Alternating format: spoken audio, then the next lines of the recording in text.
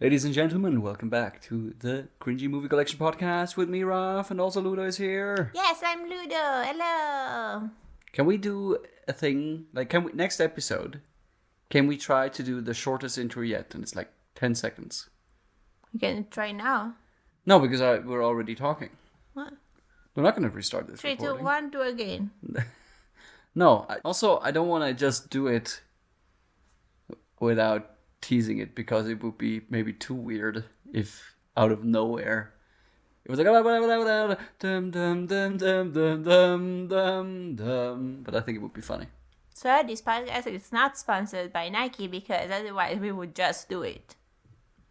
This is probably the earliest point at which a fake commercial has made it It's into. not sponsored. It's sponsored by me Andy's. Okay, now it is the earliest time, and thus we bail out of these weird intros. Should we bail out of the intros? We should probably quickly talk about what's going on. Yes, we're gonna talk about Mission Impossible. That is a movie by Brian De Palma, and it's from 1996. And I said all of this without looking at the notes. There's notes? Yes. I have notes. Do you have notes? And without looking at your notes.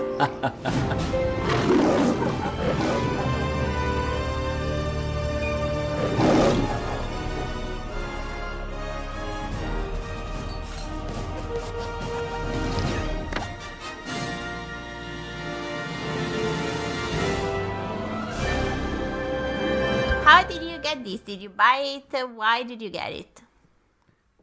Around the time I got this DVD, I think maybe Mission Impossible 2 had just come out, or it was about to come out. Not sure. Probably more like it had come out a bit ago, and I just somehow became aware of it. Mission Impossible, the original, was just kind of a bargain bin movie at that point. I mean, it's a classic, but it's also like a movie from the 90s, which I guess 10 years later no one is buying anymore. I don't know. And so it was very cheap, and I bought it mostly because I think I liked the second one. I might have seen the second one first. And people that know about Mission Impossible will, they will probably do a double take on me saying that I liked the second one, because it's generally agreed to be pretty much the worst of them. Like Indiana Jones. Well, no, but because everybody agrees that Indiana Jones was the worst. Like, I actually liked the second one a lot. Yeah, there is somebody out there that liked Temple of Doom a lot. Yeah, people with no sense of quality. People that probably didn't like the other Indiana Jones once they got back and watched them. People who didn't notice the blackface, like us. We didn't like it despite not noticing the blackface. We didn't even have to mention it. We unconsciously noticed that and was like, oh, this movie's wrong. That's just trying to save our not blackface. No, I got this because I figured it might be a cool action movie, and I was kind of disappointed. And I think these days, my opinion might be reversed, and I think this is a better movie than the second one. But before we get into that, I think we should talk about the story of this movie. You want to summarize that? Okay, yes. So basically, this is a movie about spies in the CIA, and they're part of something called the IMF, which is the Impossible Mission Force. Okay. I think the exact relationship to the CIA is a little bit unclear. Yeah, but it's supposed to be, it's like, since there are parts in Langley, it's supposed to be the CIA for some kind But it might mean that they have like resources associated with the IMF. Like, it doesn't necessarily mean that it's part of the CIA. I mean, I'm sure that somewhere, like, it's written, like, someone has written down how exactly the organizational structure works. But I know that in, like, movies after this one, there's a whole thing about, the CIA and the IMF kind of being against each other. There is a villain called Max that is an arm dealer that wants a list. An arm dealer. Arms dealer. Weapons. Yeah. So Max wants to have this knock list. Yeah. The people at the IMF want to find a mole that is working for Max. Yeah. So they decide that is in a team in which there is National Treasure Dad. John White is the head. Yes. His name is Jim Phelps. Okay. And Tom Cruise and a bunch of other people. Yeah. Including Jim's wife. Yeah, Claire. That has a weird accent. The mission goes terribly wrong. Everybody gets killed except Tom Cruise. Yeah. So Tom Cruise goes back to the base to try to find a way to save his name and like show that he's not the mole. And by doing that, he has to find the real mole. So he gets in touch by biblical series of coincidence. By internet also, which in the 90s looked pretty... I mean, not that it looked like that, but the movie makes it look pretty weird. Let's put it that way. He gets in touch with Max. In the meantime, he also discovered that Jim's wife is not dead because apparently she was away from the car at the moment of which the car that she was in up to a second before exploded. So they go to she gets on board with this mission and they go find Max and she's a woman. Max is a woman and they. Is that important? But I'm about to use a pronoun, so I just wanted to say that information. And they tell her that if they will deliver the knock list, if she delivers the mole. And also a bunch of money. Yes.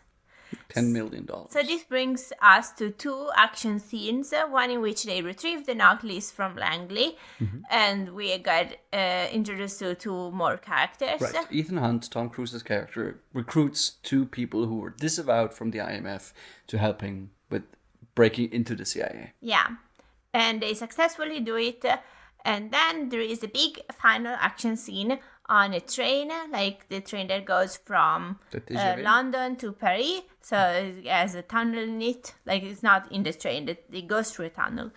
And in this we discover that actually the mole is Jim, that we thought it was dead, but it wasn't dead. John Voight's character, Jim Phelps. Yeah. Yes, he faked his own death, and he was in cahoots with his wife to get the money from Ethan, that is Tom Cruise, and just like run away and have mega life.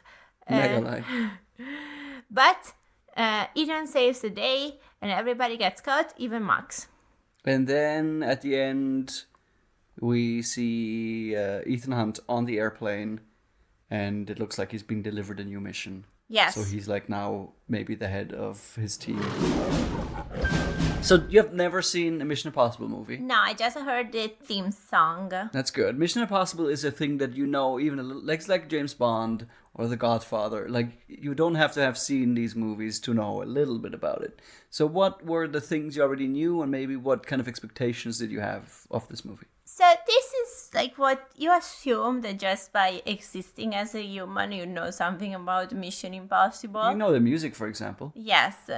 But I just knew that it was an action movie with spies. Have you never seen the scene where he hangs from the air vent? That's a very famous, often parodied scene as well. Because I think I thought I saw the air vent, but I just watched 2001 Space Odyssey.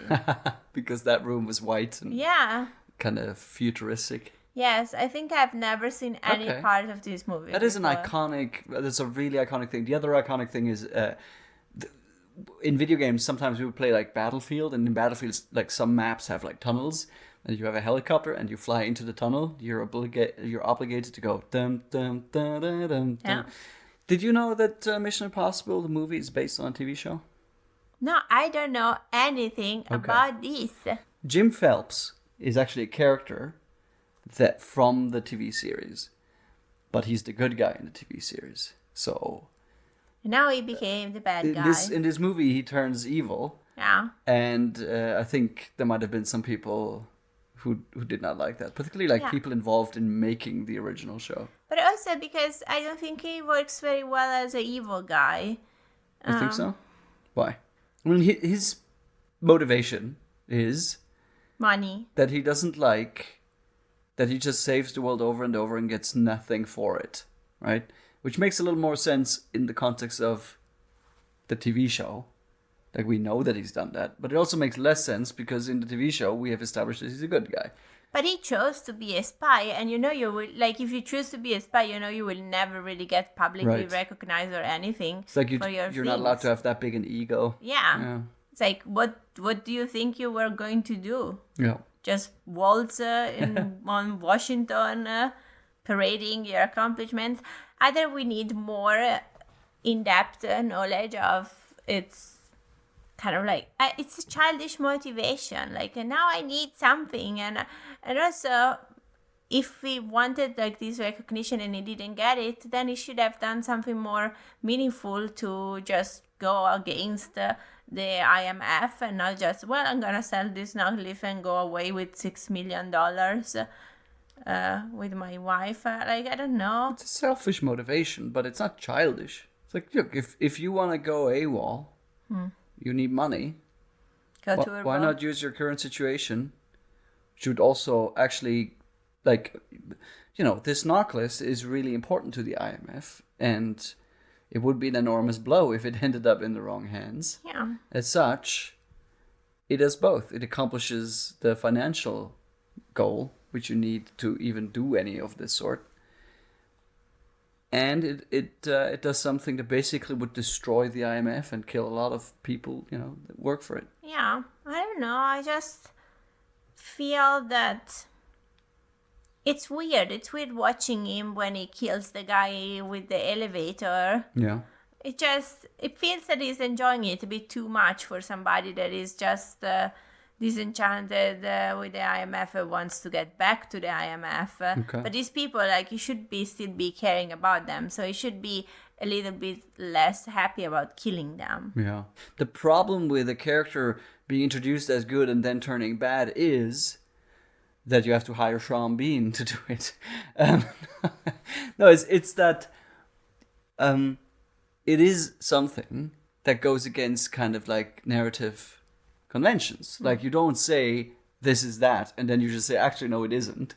Like, that's like you're lying to the audience. So you have to be clever about it. You have to kind of do that. And I feel like this movie doesn't do anything clever about it. It just kind of says, actually, he's evil. Yeah. And that's how it is. But this is more or less like my problem with the plot. Yeah. That it feels like we have these 3 big action scenes and they're very cool, and we have to find a way to go from one to the next. Okay. And it could be multiple plots, and we just chose this one. So if you feel like the story is a bit of connective tissue between set pieces, action scenes, that kind of thing, what do you reckon? Do you like the 3 main kind of? Well, it's not even necessarily action. I mean, there is action in it, but it's more of a tension set piece, right? It's like it's a heist. In the first and the second one are heists, and the third one is kind of like a heist as well, because it's like a reverse heist where they give something to the bad guy and then they prevent the bad guy from using it for a while. Like, that's kind of like the system there, and then they have to go get the payment and deal with Jim Phelps, where the action comes in.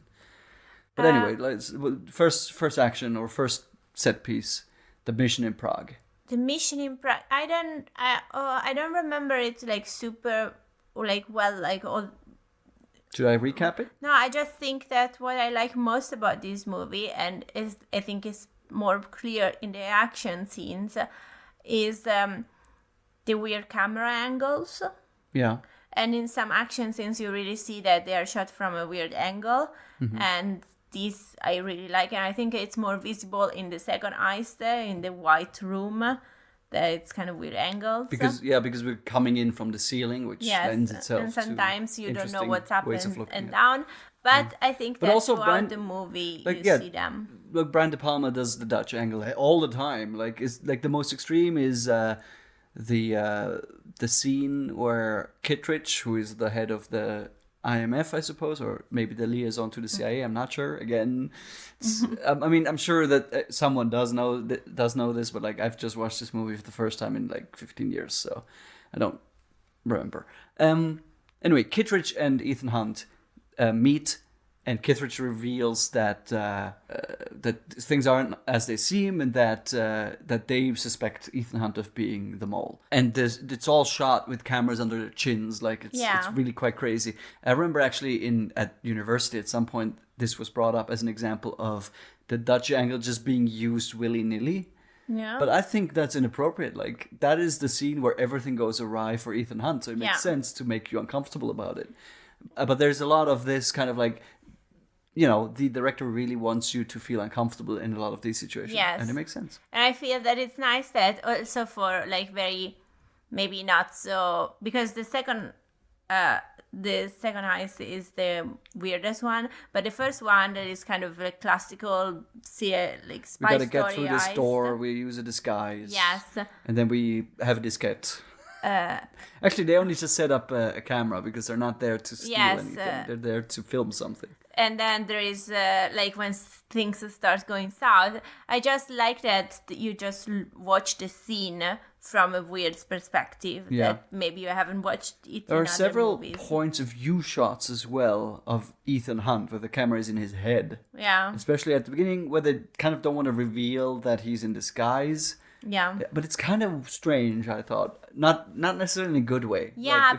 Like it feels... At the beginning, I thought that it's because he was wearing the glasses, but he wasn't. He was wearing the glasses. I think he might have been, yeah. Because the scene starts that Jim is watching what's happening, and then they move from Jim watching the screen to like just what is like as we were watching. Maybe the storyboard at some point actually intended for the whole scene being like viewed through the little screen, and they realized that would be very unpleasant to watch, so they just went into his head and then eventually transitioned out into third person because they have these glasses that have a camera in the bridge, which is a really big deal in 1996. There's a lot of technology in this movie that now feels super old. Goofy. There's like cell phones, there's cameras, and the cell phones are bulky as hell. Wearable watches with a screen, with screens. Unbelievable. Yeah. But it's like nice. It feels like you can tell what time this movie was made in, but not in a way where you're like, because it's set in that time as well. Yes. It's like you're like, okay. Like the only thing maybe is like all the interfaces of computers are you type in what you want to do and then it does it, like access internet. Like that is kind of shitty. I mean, in theory, it is like that if you just used a command line like language, but then it wouldn't be that's such a graphic interface. That's why it's like weird. And you see the mail going.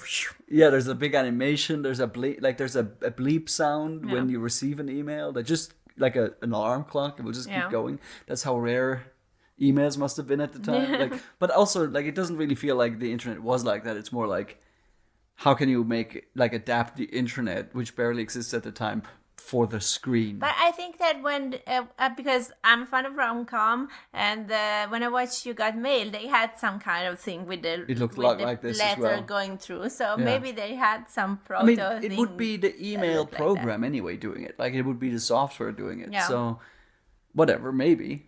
It just seems clunky and old and also kind of wrong. I think that all of the heists rely a lot on these weird gadgets. Yeah. And not so much about them thinking on their feet so much. I always liked that in the Langley heist they use the fighter uniforms both to get in and to get out. Yeah. Because that's like just like a thing that would totally work, I feel.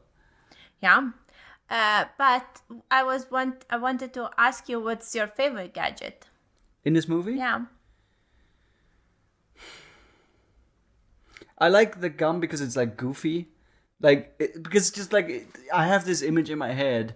Because, for example, Ethan Hunt climbs on a helicopter and just puts a bunch of gum on the windscreen, and I just imagine, if you don't know what that is, it's like, what kind of a pitiful move, like what a petty move that is. Like, I don't have a weapon, but I put some gum on your screen and then you explode. But like, I like that. I think I just like the idea of like hidden cameras. Mm-hmm. That's like a very powerful tool, regardless of what you're like, like the gum is only really useful if you need to explode something. But the camera is useful for so many things.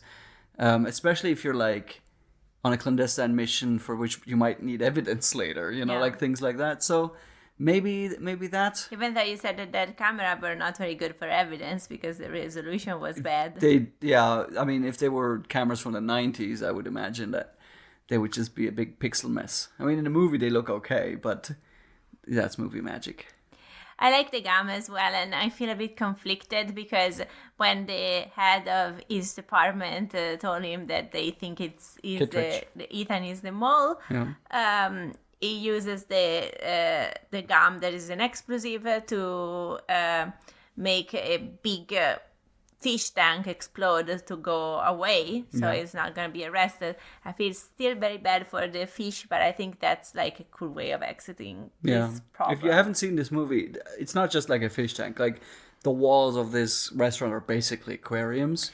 Yes, so this is a big stunt. So they filmed it in real, it's like a real stunt, like a physical stunt, but it doesn't look all that impressive in a way. I don't know. Anytime Tom Cruise is running, I just look at him and I don't pay attention to anything else. But that's something that I generally feel like in this movie.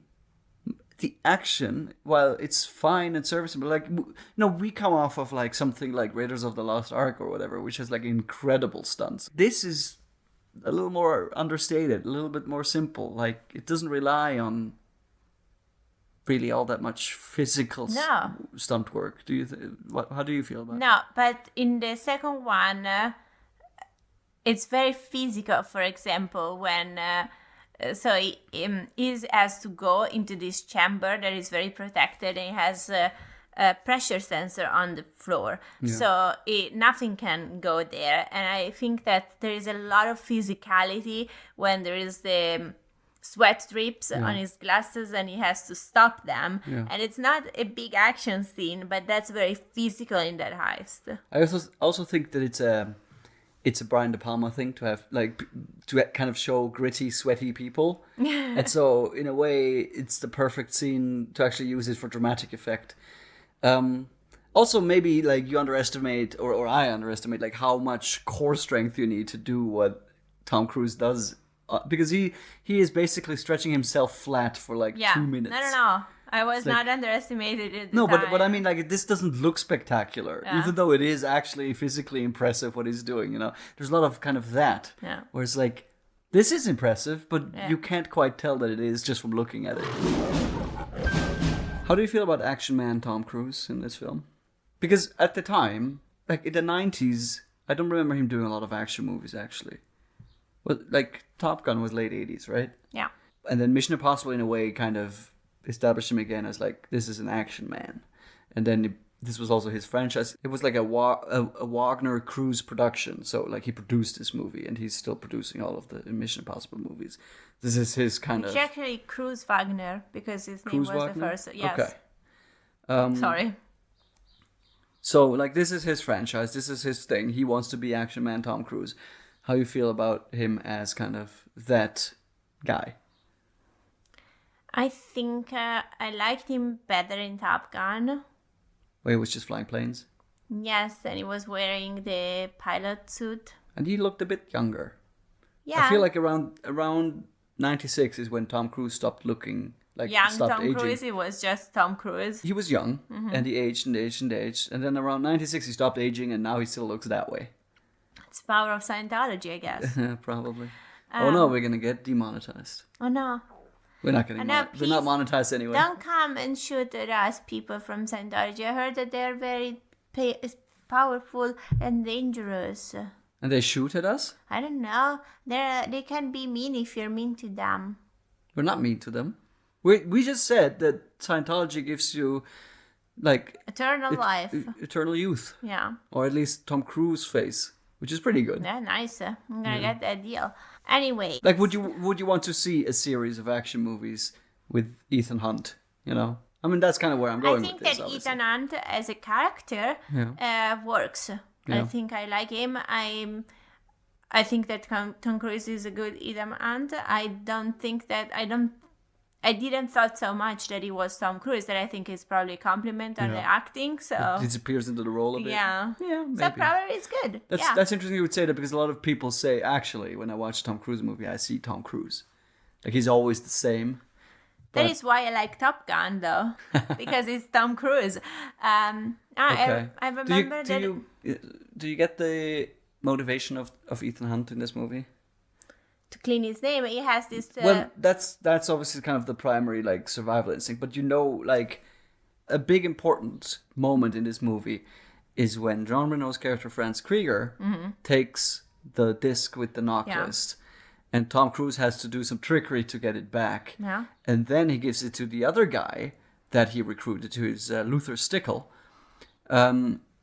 Saying, like, you would not have done this whole mission if you knew what we were doing. Like, that, if you knew that we were going to steal this list, you would have not participated. Yeah. And that's why I'm giving it to you. Yeah.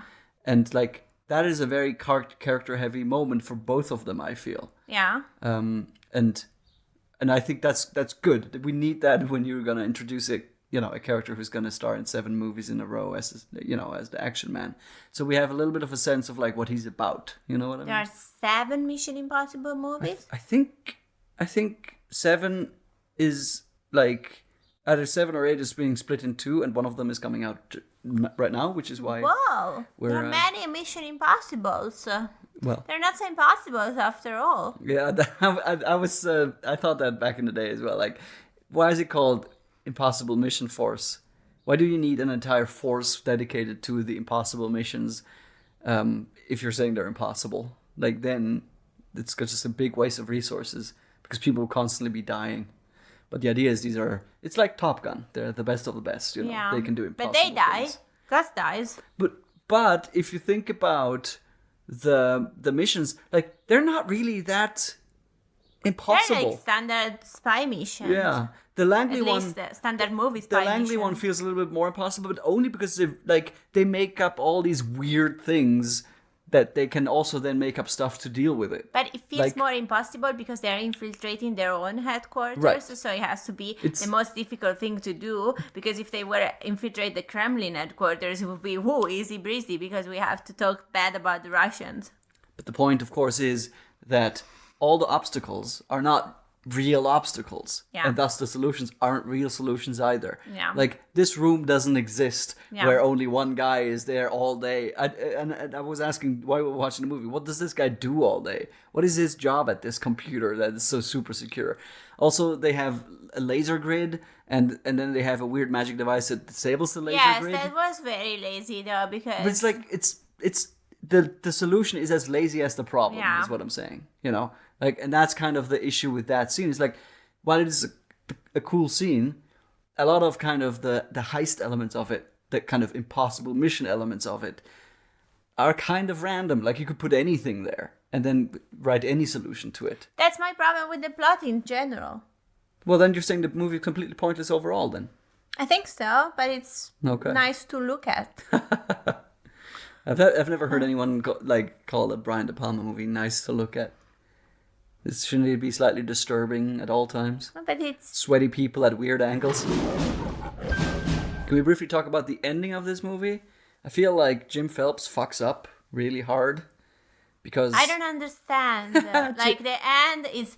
So in the end, they're in the back of the train. It is Claire, Jim, and Ethan. I was going to say Tom. Ethan Hunt, Jim Phelps, and Claire Phelps.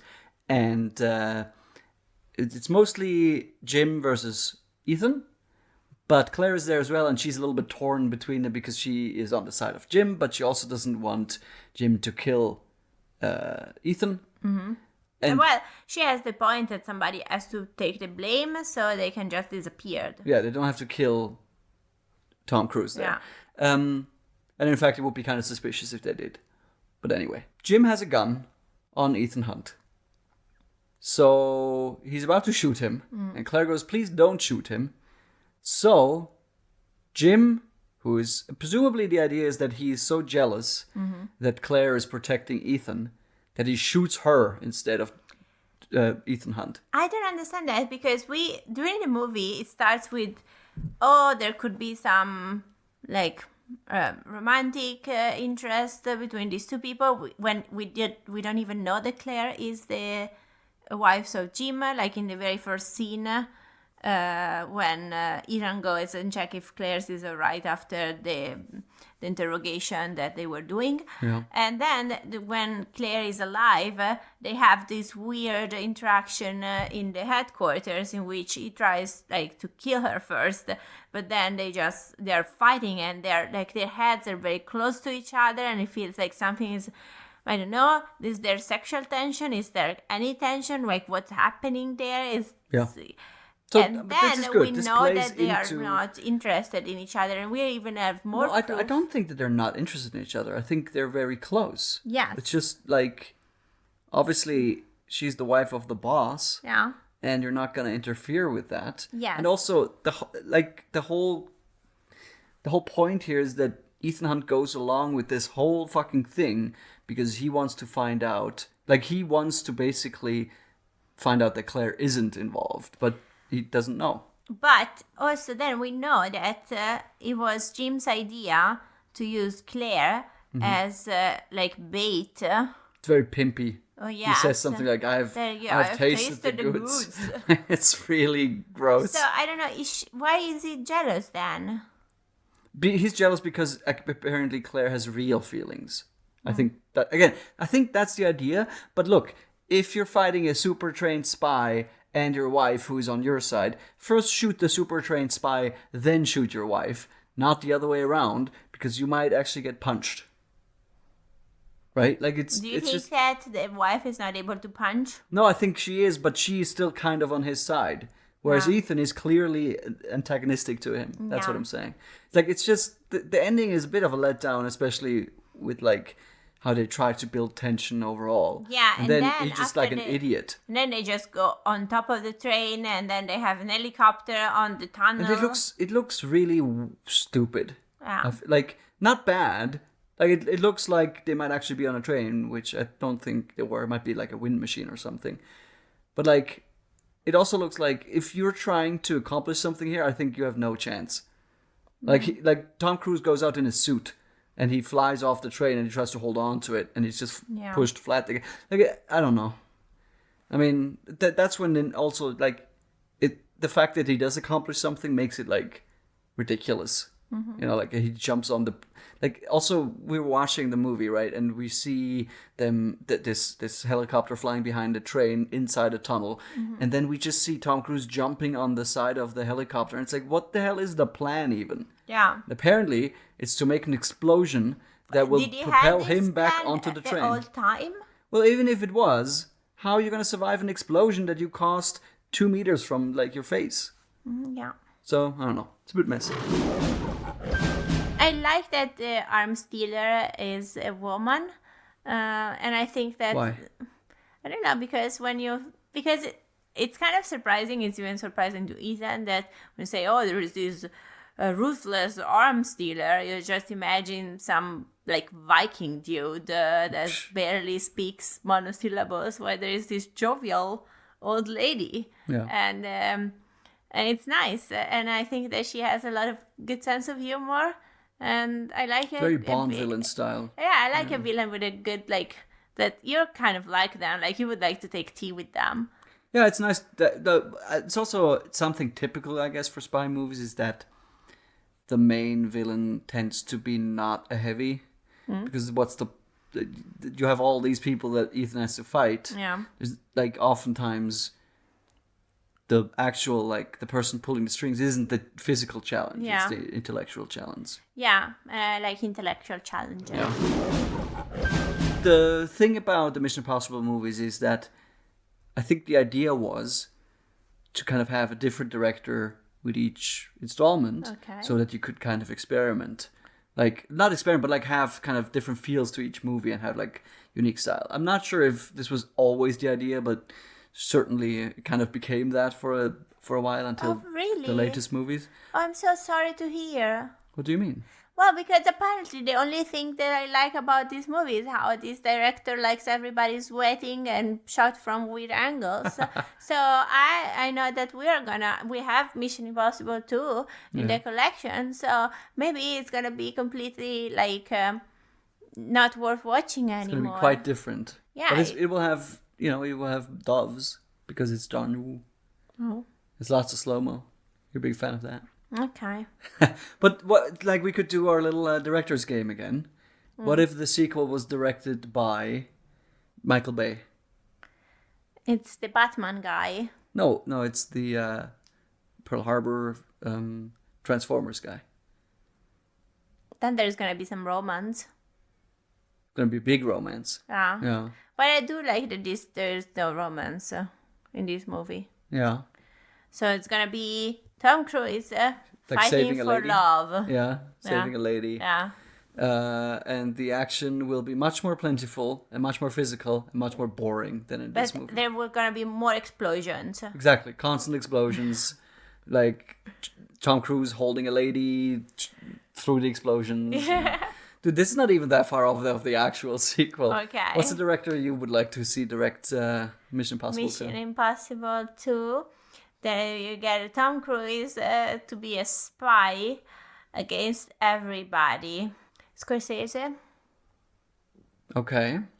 So it would be... More psychological, hopefully. Would be a lot of scenes of people sitting in rooms talking. Yes. This is the movies I like. Okay. One of the things that is, I think, happens in every single movie is at least one time someone pulls off a face mask. Oh, I hate this. This is one of my least favorite things. I hate... But the face masks, I think, might be something from the TV show as well, which, they brought it in here. It's iconic as well. It just, it makes me, when you have this uncomfortable feeling, in the back of your neck, it's like putting their nails on a chalkboard. Yes, this kind of feeling is when they are pulling away the mask, it's like, oh my gosh, oh, it's uncomfortable. Yeah. Well, there will be more of it. Oh. So, speaking of uncomfortable, what did you absolutely hate about this movie? So there are two things, and they all happen in the same scene, more or less. In the second heist, they have the Langley infiltration. Yes, they have to get rid of the man that is in the little office, and they make him puke in order to do so. And he starts puking by puking in a trash can, and that's very... As we have established on this podcast. That's very not nice. Ludovica will warn you if there's puke in the movie. And then, when we survive the puke, a rat gets killed. We don't see the rat being killed, but we see the rat alive. And then in the next scene, we see the rat dead. And for not even any reason, because apparently the French Jean Reno guy... Franz Krieger, played by Jean Reno. Is allergic to... That's the visual implication. Rats, to mammal hair. Yeah. And so you see the mouse, and he's about to sneeze, but they have a decibel count that they cannot get too loud, otherwise the alarm would gonna be set off. And so in the next scene, we just solve the problem by killing the rat, and then it just sits there next to his nose. Now he's not gonna have to sneeze because of that. Yes, so rats died in vain, and so we just add it to the count with all the the fish in the tank that he just. At least it's in line, because Jean Reno turns out to be a bad guy. Yeah. And I think him being this kind of ruthless asshole fits. It's a character thing as well. Yes, so I think that what I absolutely hated about the movie is the puking. Okay. But I wanted to mention that it's not okay to kill rats just because they make you sneeze, even if you're a super villain. Yeah. The thing I hate about this movie is this weird little nitpick, but it's just something that always bothered me, and that's something I've always remembered. When the hacker man, the first one, who's played by Emilio Estevez or something like that, he is on the top of an elevator, and the elevator speeds up towards the ceiling, and there are weird spiky things that go down. And there are only 6 spikes on the entire ceiling, and he sits up straight with his face going into the spike. And I've always felt if you were in that situation, wouldn't you at least lie flat on the thing rather than just stare at the most dangerous point, or move slightly to the left, like move a little bit, and maybe the cinematography is, falsely implying that he would have had time, because the scene is longer than maybe it happened in real time. Like tinkering on the computer to try to stop it. Maybe. But I think that they needed him to look at the things because he was wearing the camera hats, and then we go back to headquarters and we see the angle from the glasses and it goes blank. But it just looks stupid how he gets impaled in his face. Yeah. It's probably the place you would least get impaled. You'd probably shield it. Yes, I remember thinking about it during the movie and then just thinking, they needed a shot from the glasses. Yeah. I always hated that. Yeah. But maybe you loved something about this movie. So I really like Luther. Like, I want to mention him again. Like, Ving Rhames is Luther Stickle. Yeah, he's a very cool guy. I want to be friends with him. But I like the fact that I knew the only thing I knew about this movie was the theme song.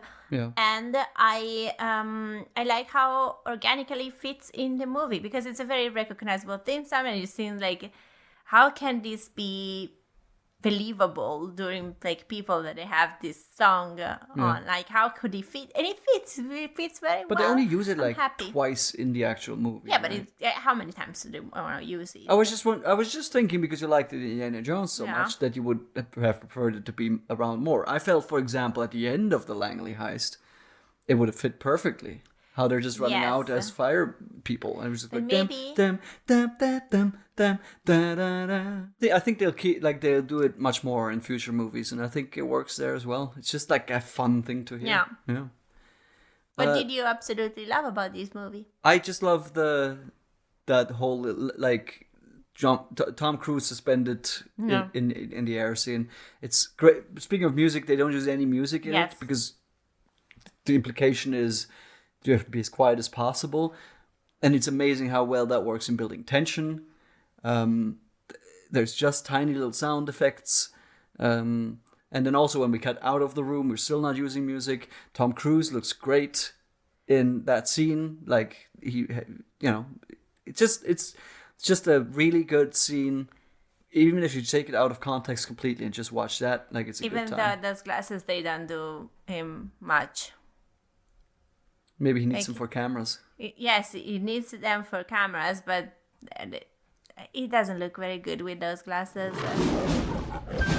So, what about this movie? Are we sticking with it? Are we throwing it away? What's happening with it? I think I'm gonna keep it, but not in the top tier, like in the second round. It's just that I don't have enough excuses to burn it, and I don't think I want to watch it again. But I'm happy that I watched it. I had a pleasant experience.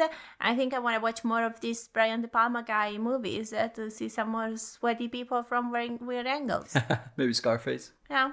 And I'm looking forward to Burn, the next Mission Impossible. Burning is the theme on that one, because it's like the cover is all flames and shit. Like Tom Cruise emerging out of flames. It's like an over the top Hong Kong action. I'm just burning the movies that already have burning things in them. Maybe, but we're not there yet. We're gonna watch something else next week. Yes, next time we're back in the 70s and with a movie in which there are a lot of scenes of people just sitting and talking to each other.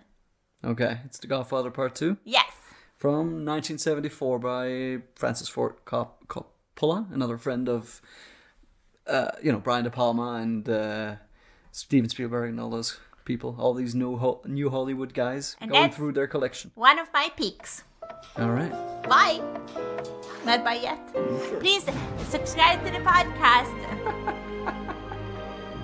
Okay, bye.